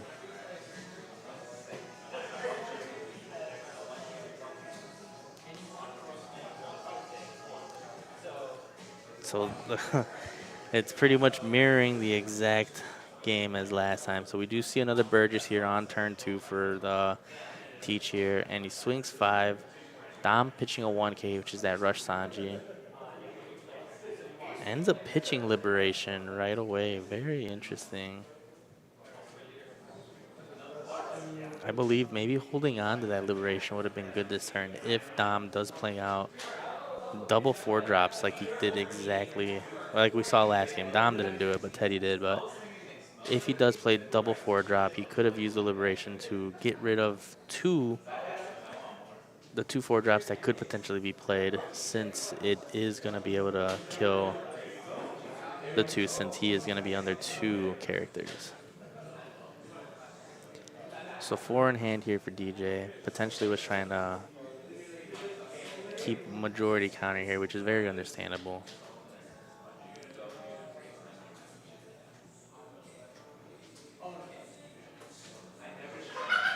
So Dom opting to swing 7 here. Very interesting. Again, Blackbeard does run triggers in life, which this is one of them I begins, but it could have been a finger pistol, which could have knocked that Bond Clay and got rid of one of the swings here for Dom.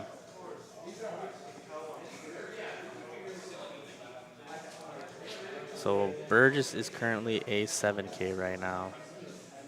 And I believe he grabbed the Kuzan there. So it leaves Dom with, I believe, 5 Dom. So is going to swing 7 with the Bon Clay here. It's going to take 2 cards from DJ's hand, or potentially takes the life again as well, which, let's update this.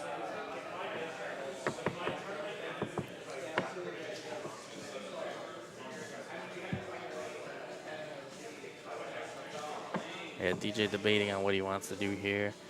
Again, it could be, you know, a lot of cards from hand here, which, again, Teach wants to have as much cards as possible and decides to take it. No finger pistol again. So already down to 2 life, and we do see the Eustace Captain Kid, which is going to come useful if you do see Dawn minus reduction, which maybe Dom is running Gamma Knife as well, which we have been seeing a lot of decks lately, because it is helping with the 10 drops and the Eustace Captain Kids in other decks. So ends up pitching a Black Hole here for this stage search, and we do see another finger pistol there. Ends up grabbing Shiryu for a 1K counter.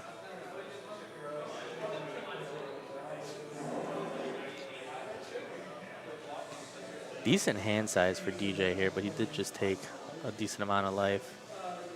Burgess. So he needs to clear this Bond Clay here. So maybe swinging the 6K, 6K with lead to potentially get rid of this Bond Clay would be good. Oops, tapping 4 here.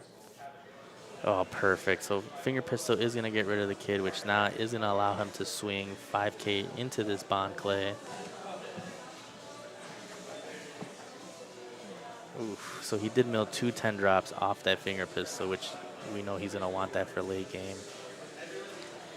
So 5 in hand is still going to, again, be able to swing into this Bond Clay to get rid of it, and has this Burgess swing here.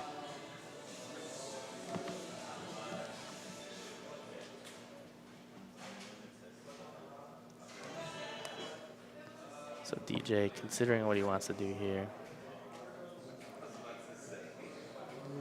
Yep, so he is going to decide to swing 6 at the Bond Clay, doing no Don wasted here. And now going 9 to Dom's face here. And Dom ends up taking it, going down to 3 life. Next turn will be at 9 Don. Could potentially go wide and leave 1 up for a Giant. And DJ deciding what he wants to pitch here. Ends up trashing a Shiryu.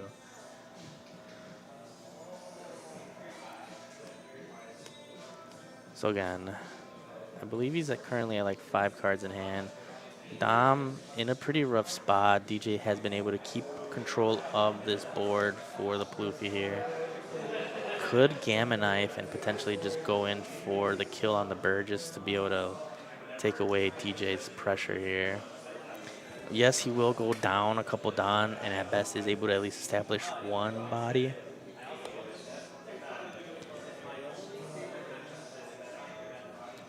Yep, so DJ is sitting at 5 in hand right now.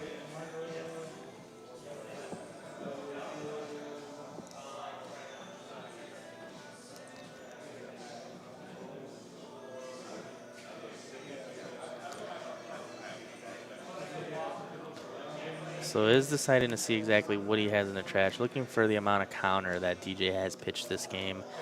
Again, potentially going to try to go for the clear of the Burgess. He does, I believe I see Gamma Knife in hand, so that is going to be the best option to removing this Teach here. Oh, an obstacle 5 to leader. Ends up giving him a 1K there. And plays out a 9 Mom. Very interesting. So sitting at 3 life is at least establishing a big body this turn. Maybe gonna attempt to try to, not sure what Dom is doing here. Could potentially use the Gamma Knife next turn to clear that Burgess for sure with the Mom. I think maybe trying to attempt to clear it this turn would have been pretty good. Yeah, 2 Teaches in the trash right now is pretty rough. That's why I think essentially removing this Burgess here would have kind of put DJ in a worse position here. So that's where the Gamma Knife would have been good. Gamma Knife on that Burgess. Maybe he's saving the Gamma Knife for a 10 drop. But at best, being able to remove this Burgess that's currently an 8K would have been good for Dom. And establishing maybe another 4 drop. And then the next turn after.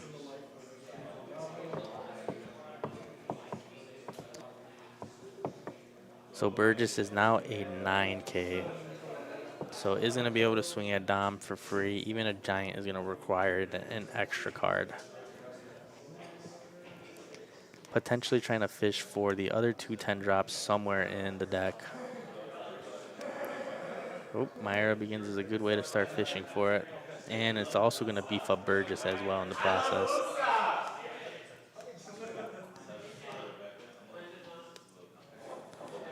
Yep, so here comes that Myra Begins. This is going to allow him to search 3 cards into the deck. And we do see Stronger and another Burgess.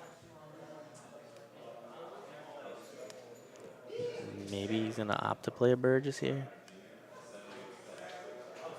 Yep, 2K counter is always the best thing there. So that My Arrow is also in the trash, which is currently, I believe, going to have 3 off to the side. So 1 more will put Burgess at a 10K stat line, which we know DJ is probably going to still pitch for leader ability. So isn't going to get a 10K swing in at Dom this turn.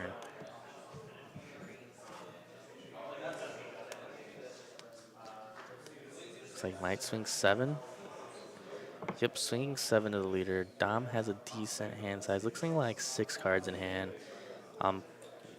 Does give him 3K counter there to get out of that swing.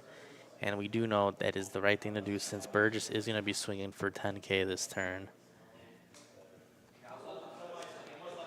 So you want to counter out of what you are going to be able to protect. Tap into 5, maybe a Kuzan, yep. Is probably going to bring back that other Burgess. Yep, it's exactly what you wanted to do. And I believe it drew him into a 2K, so DJ is officially sitting in a very good spot here. Well, I wouldn't say very good. Still sitting at 10 life, no blockers. We do know Dom does have this 9-drop. Potentially no blockers, not sure. I haven't seen a giant. Oh, I think he might have some type of counter. But now Burgesses are both sitting at 5K. So they're at 10K stat lines. If DJ finds the one of the other 2 teaches, is going to be able to stun the mom and have that blocker, and the 2 big swinging Burgesses is what he's going to want here. So Dom's turn here. Again, we do know he has the 9 mom. Does he pressure? Nope, so here comes the Gamma Knife. So it does do the Gamma Knife now.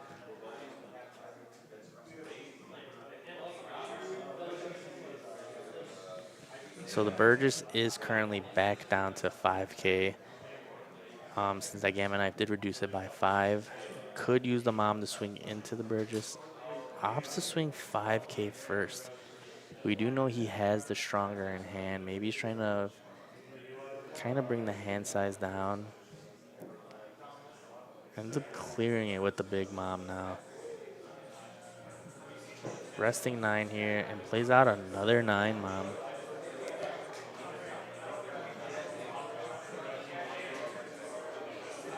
Yeah, a little misplay there from Dom. He was attempting to play a 9 mom, but unable to do so since the Gamma Knife did cost 2 Don and then the reduction, so he only had 8 Don to use.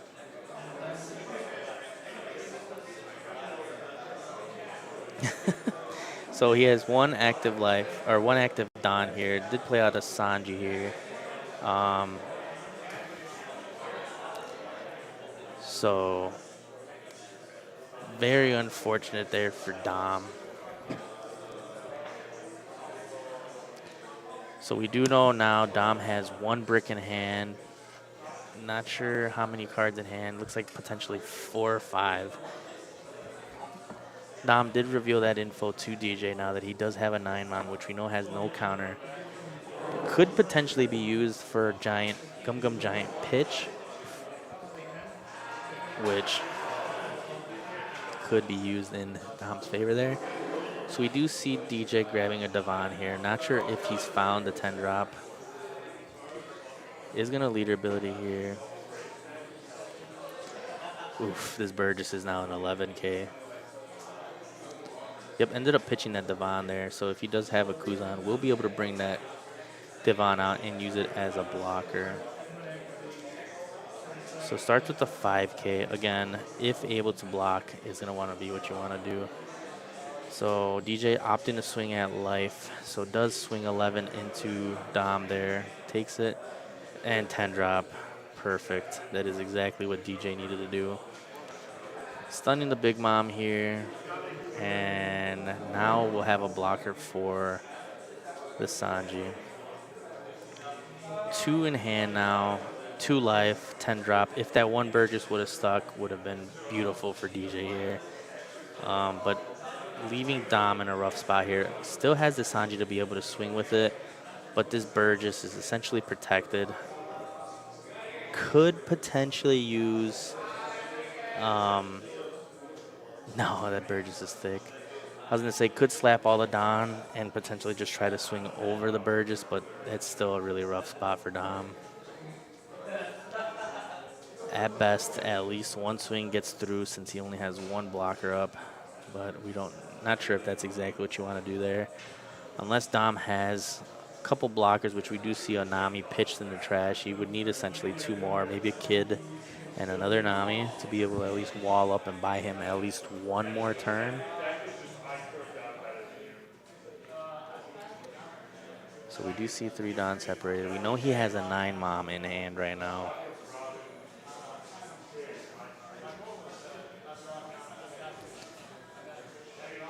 And again, this is the last round of the local, so this is going to come down to whether Dom or DJ make it into this winners league here for the Abode. Is going to opt to swing 8K at leader?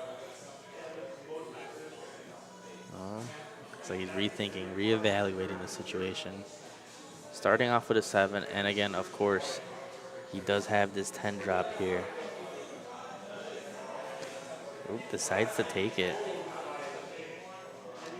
Maybe Don was trying to bait out the teach and then potentially attach all the Don swing into the Burgess. There are some crazy things that he could be doing. So swinging 8 to leader, we do know that DJ does have the free block, so potentially, essentially just establishing bodies would have been the better thing to do here, if able to. And it is going to opt to do that Sanji. 4-6 Don, which now shows us that he does not have another blocker. Again, we know the 9 Mom is in hand as well. So Dom is relying on essentially a giant here. And again, I do not remember seeing one in hand, so pretty rough spot here for Dom. Can DJ chain a second 10 drop teach here?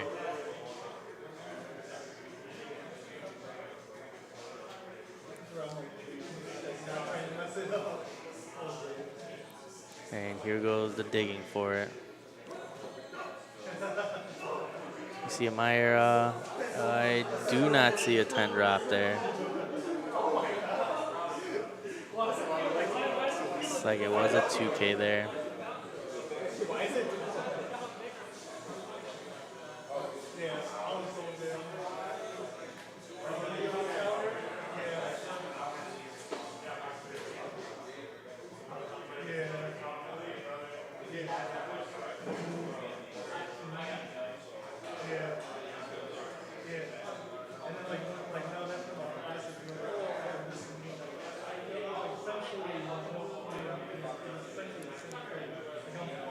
So opts to grab the stronger off that stage search.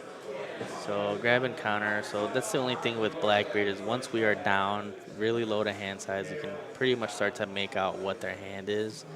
So 4 cards in hand. We do know DJ now has a 2K, well, to Dom. I believe he's got mostly all 2Ks in his hand right now, which is pretty good, knowing that the deck really only runs 8 at most for the most part.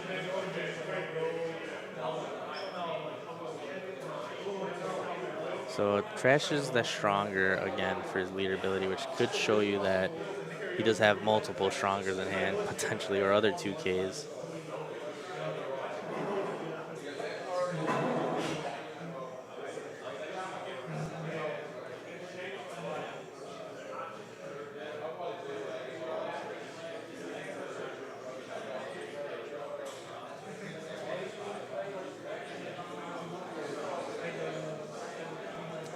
So DJ reading Luffy because he wasn't sure if it was the purple-black Luffy or Pluffy ability, if he had an extra ability. So it's debating on how he wants to swing out here. So it swings 5. Again, if he wanted to, he could just block with that Sanji, but you don't want to turn it sideways at this point to let Burgess swing into that blocker. Well, regardless, he could swing into that other 7 drop, so basically swinging only 5 could signify that he does have another 10 drop here.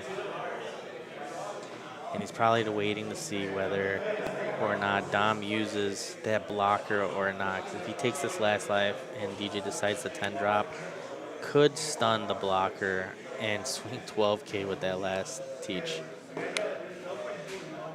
If DJ did have it in hand.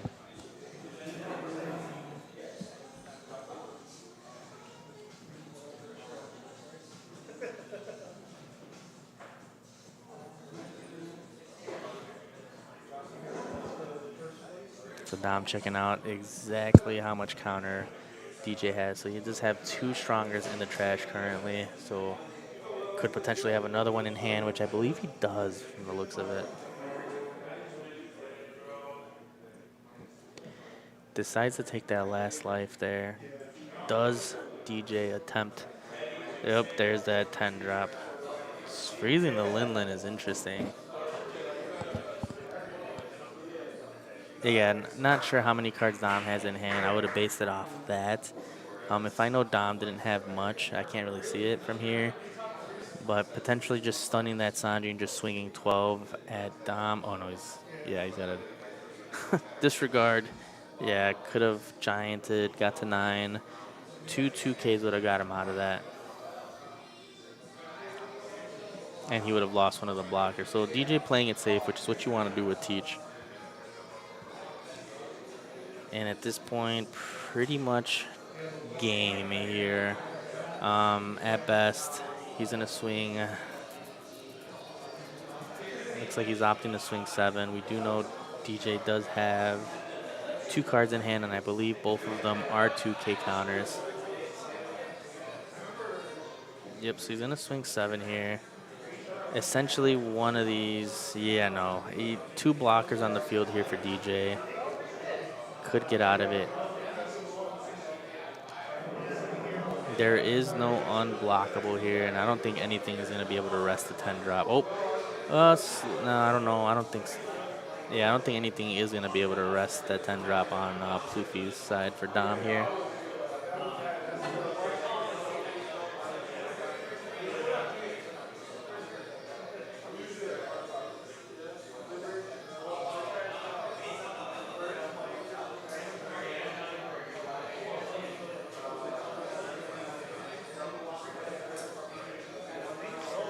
DJ thinking real hard here.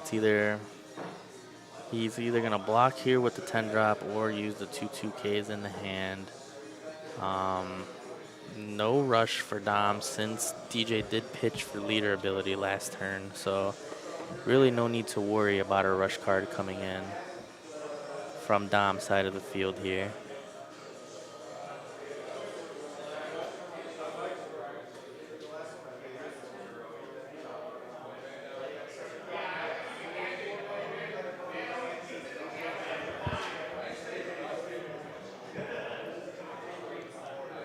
Yeah, even then, if Dom decides to try to go lethal, it's going to be game on the clapback. So does decide to take his last life, trying to maybe bait out all the swings from Dom here.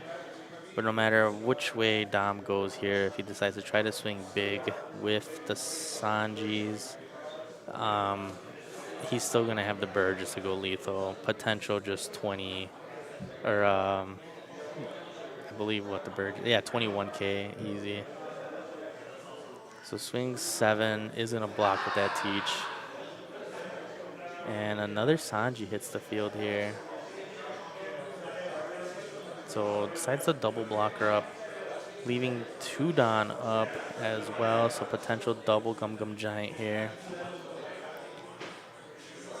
We do know DJ has no more 10 drops since the other 2 were milled off Finger Pistol. So debating on what he wants to do here could potentially just be game. So maybe he's going to be looking for a black hole here to nullify at least one of these Sanji blockers to at least make it a little bit better for him to go lethal. We do see a Lafitte search here as well.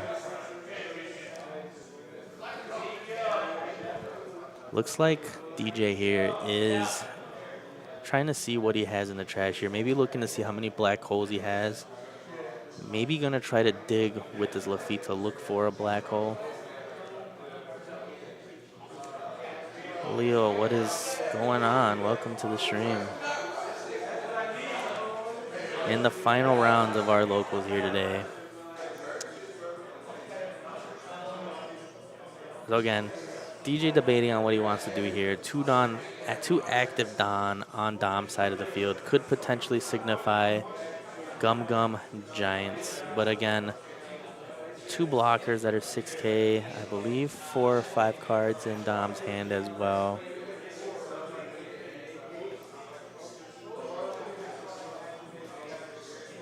I know it's been a while. Been grinding lately. Was preparing for regionals.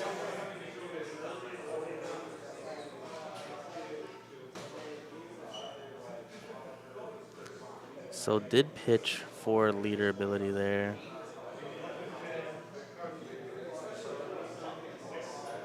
So Dom has 4 cards in hand currently right now.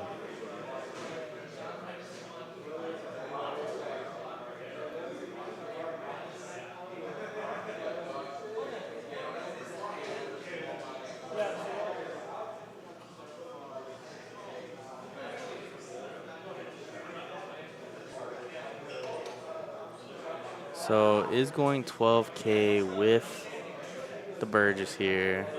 Going to see if he can get lethal at this point. Does give him one of the Sanjis.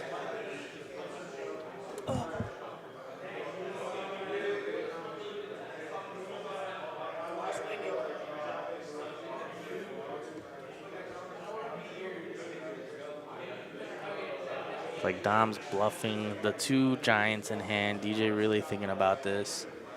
They got 2.5 minutes before they go into overtime procedures here. Yeah, he could go 12, 13, 14 with his leader ability and get there. So DJ does have the good numbers here to go lethal. Going 15 with the teach there. Does block once more and probably just gonna slam it all on the other teach.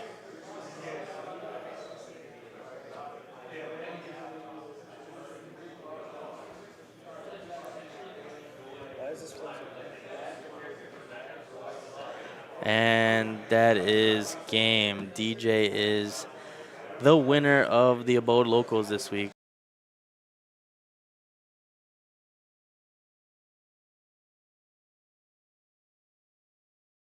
So we that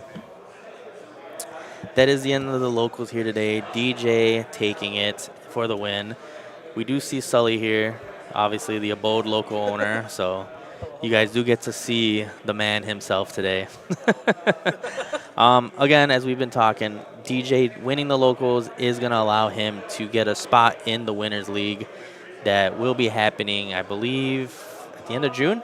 No, it's in May. In May. So, It's May 17th and 18th. so next month, the Winners League is going to be taking place. There's going to be a Losers League prior to the Winners League tournament. So if you do not win a local, you at least have a chance of making it there. How's it going, Andy? I don't know if they can hear me. Get the headphones. No, I don't work here. Well, you're here today. Is it this way? Yep, putting it on. Oh, man, you are so... There you go. We got there. Hello. So, yeah. There you go. Oh, you bought that. Why can I hear them? Because we listen to them going. Oh, you listen. Okay. Yeah. So, That's yeah, crazy. as- Oh, well, thank you for buying the manga shanks. Thank you, Indy, for tuning in. Sully ahead. loves anything he can sell. That's crazy. What? He appreciates all his people also. They're not But- just money bags, Ian. What's going Hey, on? God, you're for the community. Yeah, dude. Why do you think we're doing the Winners League? We're negging. Hey, We're actually not negging. It's like Winners using. League for the people that earn their way there. And again, as we have stated, the Losers League is also going to be there. Finally reached 250 followers on Twitch. So congratulations, Sully. We Thank finally you. reached the goal. Yes, we did. I didn't even know that was a goal, but okay. Hey, always got to set little goals for yourself, dog. So that is the end of locals today. We have another Blackbeard taking the win, which is 3 weeks in a row that Blackbeard has won now. One of them being myself. Wait, you're a commentator. I'm a commentator How that did you earned play? in the Winners League. Wait, what? It was the day you guys had no camera. That's crazy. Oh, no, I did. I was on stream. You got lucky. I was practicing for regionals, dog. But, hey, your commentator got into your Winners League. I don't know what you want me to say. You're commentating that. Hey, I made it. But there are always going to be locals on Wednesdays, and if you are late to the league, which is about midway through, next league will start after the Winners League in May, which will in turn allow you to win product. Obviously, it's pack per head here. You have a chance of winning a box at these locals. Again, entry into the Winners League, I believe it's a prize card that you could be winning, right? So it's actually pretty cool what we're doing with it. We're actually going to be either sponsoring up to a certain amount of monies so that person can go do a regional, or they could just get a prize card.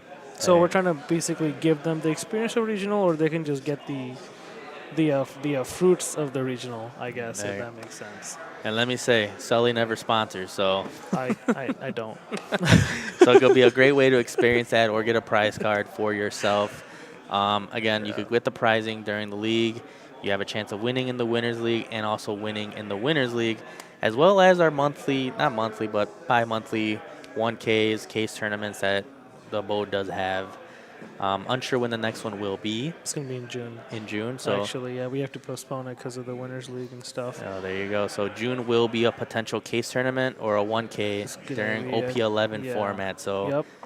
good time to start practicing on the sim, figuring out what you want to do, and rush to get those cards depending on when the release is. Yep. And I think, just something that works. We'll try to get something going for our Twitch people here too, for our viewers, for one of those big events that we have.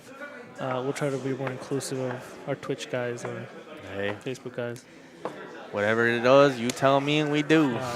But But without further ado, that is the end of One Piece Night. Tune in on Thursdays for Digimon Friday for Pokemon. Thursday's And- also Yu-Gi-Oh. Oh, Yu-Gi-Oh! It could be Depending. Yu-Gi-Oh or Digimon, depending on what the crowd feels. Oh, well, you have options on this Twitch Options. channel. And, of course, next Wednesday is going to be the next league. So tune in next Wednesday for sure for more